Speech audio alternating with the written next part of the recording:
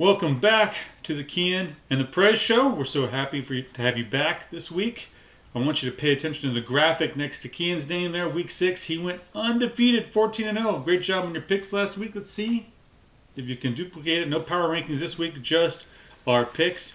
And we're going to start off with our 5 key matchups of the week, and then we'll do our quick hits at the end. First matchup, Houston Texans going to Green Bay to face the Green Bay Packers. Green Bay part of that amazing NFC North division where every team is 4-2 or better.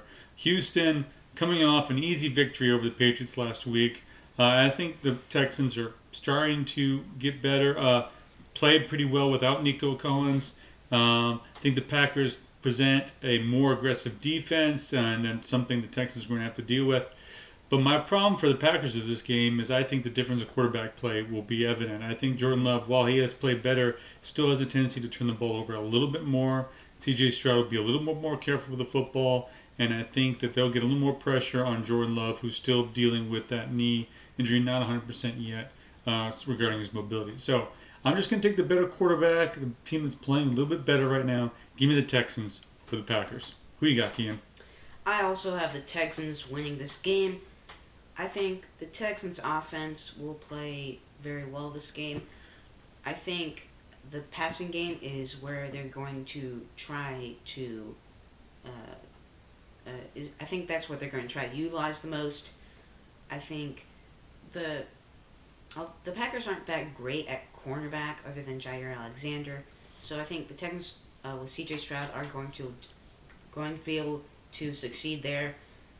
Although, hopefully, C.J. Stroud won't throw a pick to Xavier McKinney, but I think they'll be able to successfully utilize the passing game, maybe lean on the running game a little bit, and I think the Packers won't be able to do that as much against the Texans' defense. I think Texans' defense will be able to stop the Packers, maybe get some pressure on Jordan Love, and force some mistakes. So I have the Texans winning this game. I think this will be a close game, and both teams will play well, but I have Houston winning.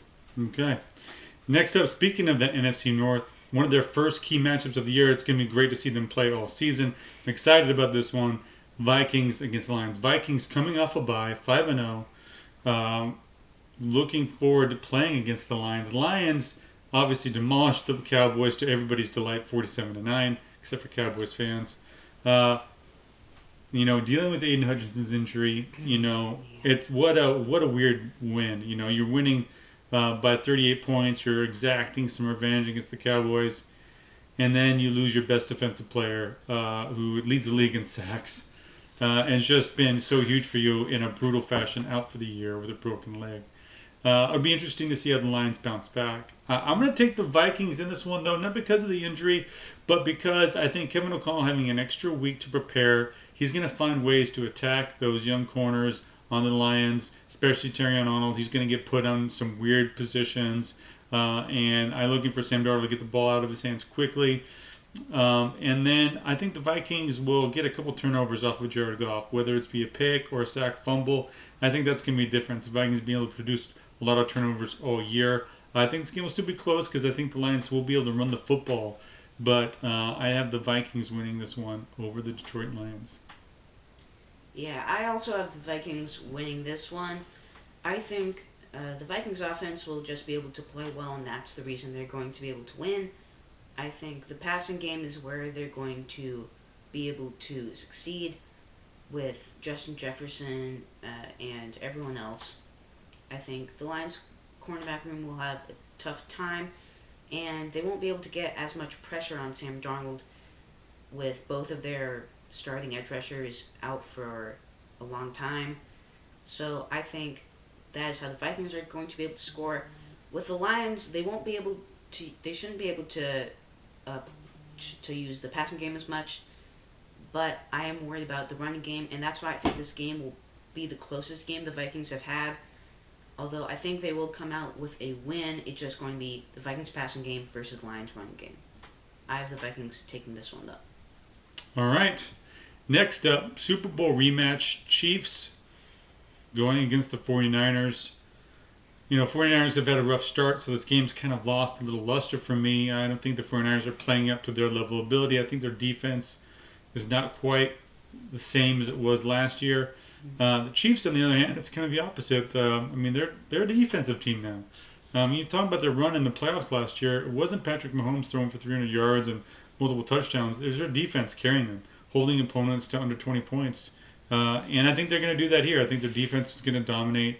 I think they're going to get to Purdy. Purdy has been under duress a lot and has been had to run around and make plays. And I don't think he's going to have that much success against a very good Chiefs defense. So give me the Chiefs over the 49ers in a Super Bowl rematch. Same result. Yeah, I think the Chiefs are now probably a little bit of an easy favorite in this game. I do think the 49ers offense will have trouble. And the Chiefs are still great at the offense, and I don't think anything's going to change that. And the Chiefs are still going to get easy yards passing the ball against the 49ers defense. So I just think the Chiefs should win this one decently easily. 49ers maybe are very mad, and that might fuel how well they play, but I just think Chiefs will take this one. Next up, we have the Jets and the Steelers Sunday Night Football. Jets obviously firing Robert Saleh and then still losing on Monday night in a horrible game, but a close one.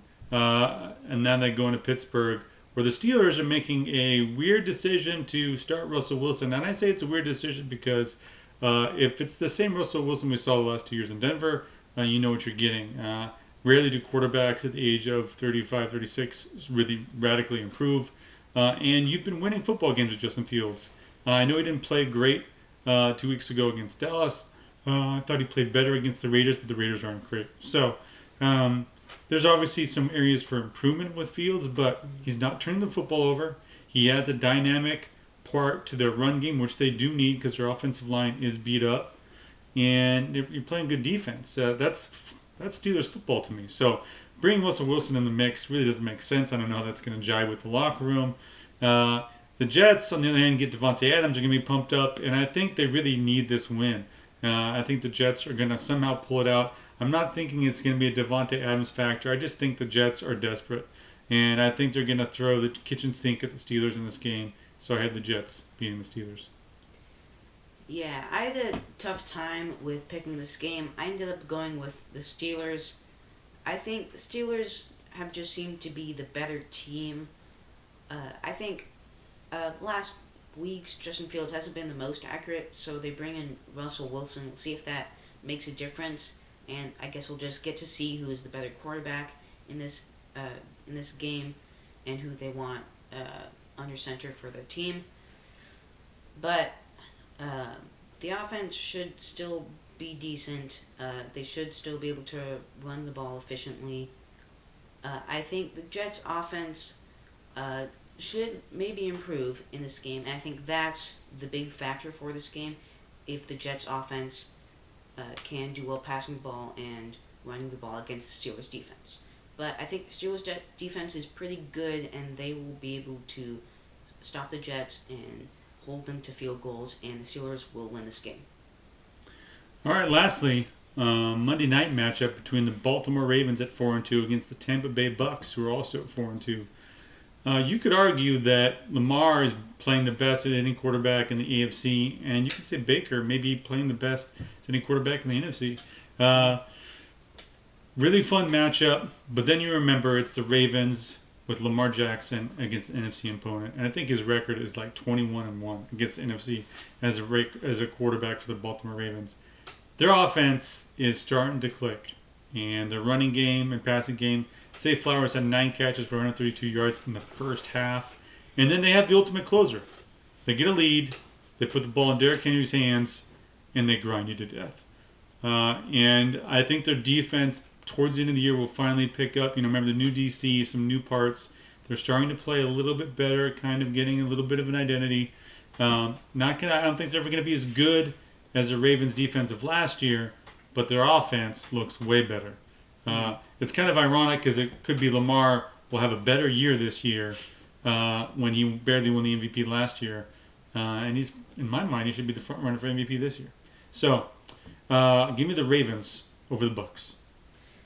Yeah, I think this game could be a shootout. The Buccaneers scored Very much so. over 50 points last week, and their offense has been on fire.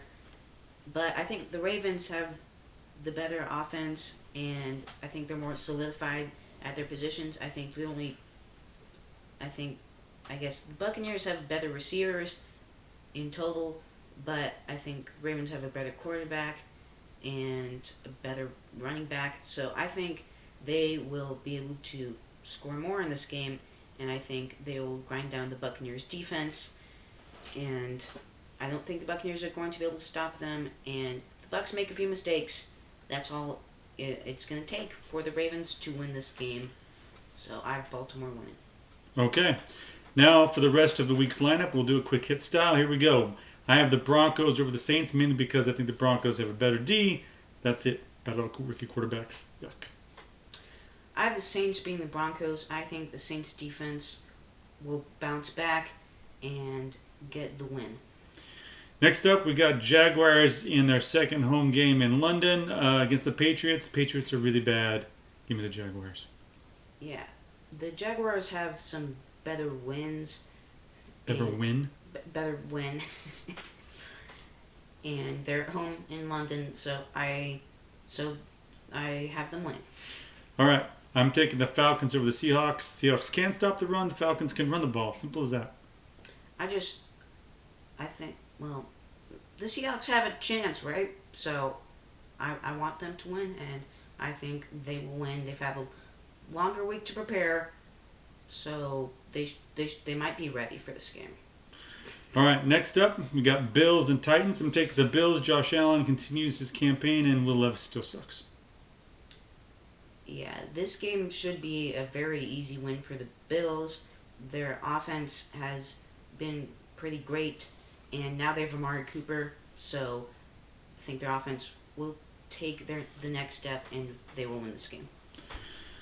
Next up, we got Bengals in Cleveland. It's a sad day in Cleveland. They still have Deshaun Watson starting. Give me the Bengals. Yeah, the Cincinnati Bengals, their offense has been doing very well, and Jamar Chase and T. Higgins have both been playing great. So I have them winning and being great on offense. Colts face the Dolphins. Fish coming off a bye. Don't think it's going to help. Give me the Colts.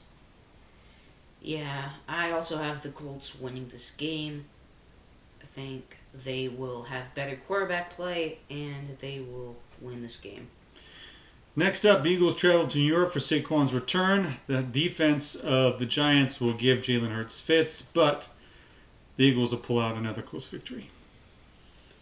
Yeah, this game might be a little closer than we would expect, but I have the Eagles doing very well in the passing game and the run game, and their defense might play better against the Giants' offense, so I have them winning. Rams face the Raiders. Cooper Kupp could return. Antonio Pierce could get fired. Who knows? Yeah, I have the Rams. I just think they're the better team overall, and they will play better at most positions and just win this game easily. Commanders face the Panthers. Could the Commanders score 50? We'll find out. Yeah, the Commanders have been dominating the weak opponents they faced, and I don't think that will change. Their offense has been doing great, and they played decent against a top team in the AFC, so I have them winning. Chargers face the Cardinals on Monday night in our weird doubleheaders that they keep doing. The Chargers defense is good. The Cardinals are not. Yeah, the Chargers have a way better defense, so I think they will run the ball efficiently and pass the ball efficiently, and that's just gonna be it. Chargers are gonna win. All right, those are our picks for this week. We'll see what we do. Me and McKeon can have a back-to-back undefeated week, so that would be crazy. Otherwise, enjoy your week and your weekend of watching football, and thanks for watching.